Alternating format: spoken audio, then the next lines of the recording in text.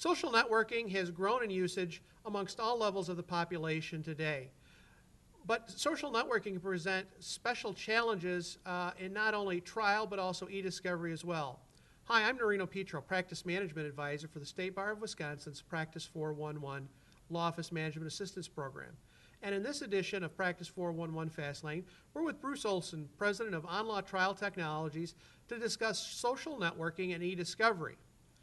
Bruce, with the increased use of social networking such as Facebook, MySpace, Twitter, LinkedIn, do these mediums pose challenges for lawyers and their clients?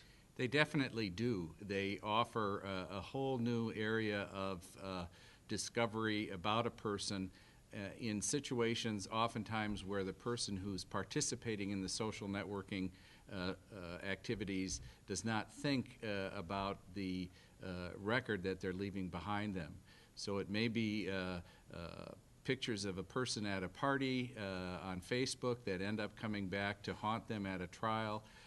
It may be the ability to come up with business information about an individual on their LinkedIn profile. It may be comments that they've made twittering about certain topics that can be gathered by the opposing attorney and brought back to use against them. So I think to pick up on part of your answer, are there opportunities out there for attorneys to use social networking to aid in e-discovery?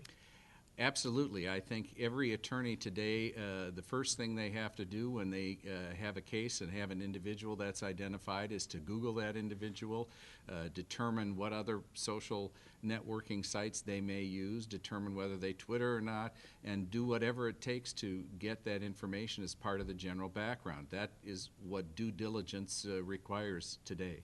So what are some of the problems posed by social networking that clients may not be aware of?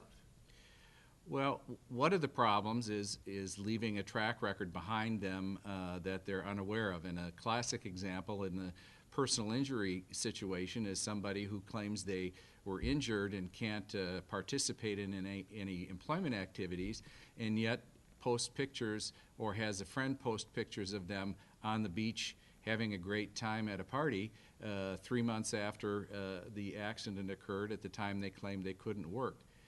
Another problem is when they do that and they begin a lawsuit, taking that information down, not recognizing that in doing that they could well be causing spoliation of evidence and opening themselves up to even more problems in terms of subsequent sanctions imposed by the court.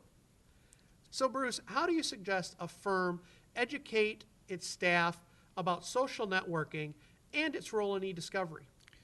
I think it's important that the staff, which includes paralegals and secretaries, be made aware of the fact that social networking tools are out there and are a potential source of e-discovery, and that they should be as aware of how those tools can be used when dealing with the client so that they can help you educate the client and cross-check one another to make sure you are not failing to take appropriate steps to deal with the evidence that your client is leaving in terms of tracks in the social networking arena.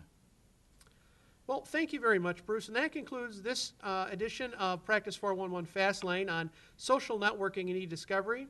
Thanks for watching, and look for the next episode of Practice 411 Fastlane in the future.